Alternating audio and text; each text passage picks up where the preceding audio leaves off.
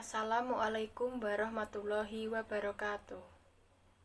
Perkenalkan, nama saya Pujiati dengan NIM 200311100007 dari kelas Agroteknologi A. Di sini saya akan menjelaskan tentang morfologi hama kapar. Pertama, kita harus mengetahui apa itu hama. Hama tanaman adalah semua jenis binatang yang karena aktivitas hidupnya dapat menyebabkan gangguan serta kerusakan pada tanaman dan atau hasilnya sehingga dapat menimbulkan kerugian. Contoh hama yang sering menyerang tanaman dan menyebabkan kerusakan pada tanaman sayur adalah kapar.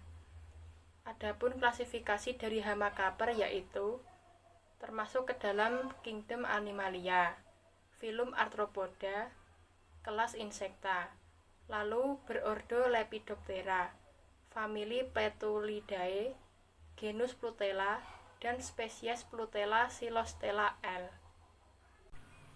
Gejala serangan hama kapar pada sayuran. Yang pertama, pada stadium larva, kapar memakan jaringan di permukaan bagian bawah daun tanaman sehingga daun berwarna putih dan lama-kelamaan berlubang. Yang kedua adalah pada fase dewasa, yaitu kapar dapat menyebabkan daun tanaman berlubang. Selain menyerang tanaman sayur, hama kapar pada stadia larva juga dapat menyerang tanaman padi. Serangan tersebut berupa gerekan pada pangkal batang padi dari bagian dalam, sehingga tanaman yang terserang akan menunjukkan gejala pucuk tanaman padi mengering dan gampang dicabut. Serangan pada fase vegetatif menyebabkan sebagian atau semua anakan pada rumpun padi akan mati. Sedangkan serangan pada fase generatif akan menyebabkan malai hampa dan berwarna putih. Gerekan pada pangkal malai menyebabkan suplai nutrisi terhambat sehingga menjadi hampa. Cara pengendalian hama kapar yaitu dapat dilakukan dengan menyemprotkan pestisida 1 minggu sekali secara rutin dengan menggunakan pestisida jenis Endur. Spesies hama kapar ini memiliki panjang sekitar 14 hingga 17 mm. Dapat hidup antara 5 hingga 10 hari. Siklus hidup hama ini yaitu antara 39 hingga 58 hari, tergantung pada lingkungan dan makanan.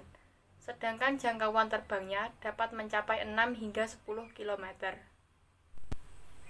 Berikut adalah morfologi dari hama kapar. Pada umumnya, serangga memiliki tubuh dengan 3 bagian.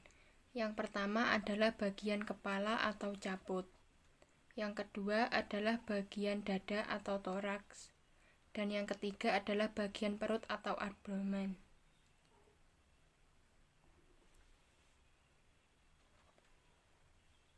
Ini merupakan bagian kepala atau caput dari serangga kapar.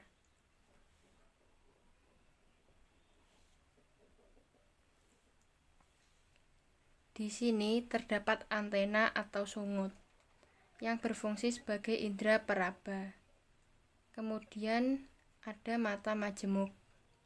Setelah itu ada pelpus labialis. Dan juga ada proboscis yang digunakan untuk mengisap makanan.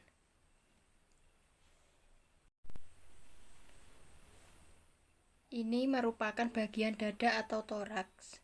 Di daerah ini ada yang namanya protoraks, yaitu yang bagian atas.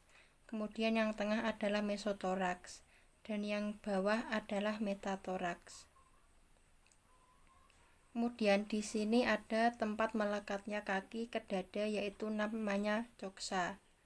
Kemudian untuk kakinya sendiri ini terdiri atas femur, tibia, dan tarsus.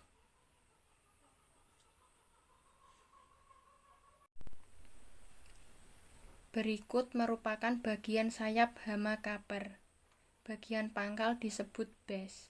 Kemudian di samping luar disebut dengan costa. Yang di samping belakang disebut termen, dan bagian dalamnya disebut dorsum.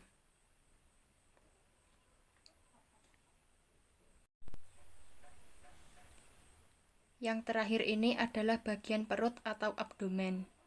Di dalam bagian perut ini terdapat seperti buku-buku, yaitu berruas-ruas yang disebut dengan spirakel.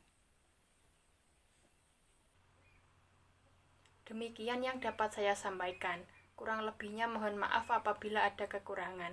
Wassalamualaikum warahmatullahi wabarakatuh.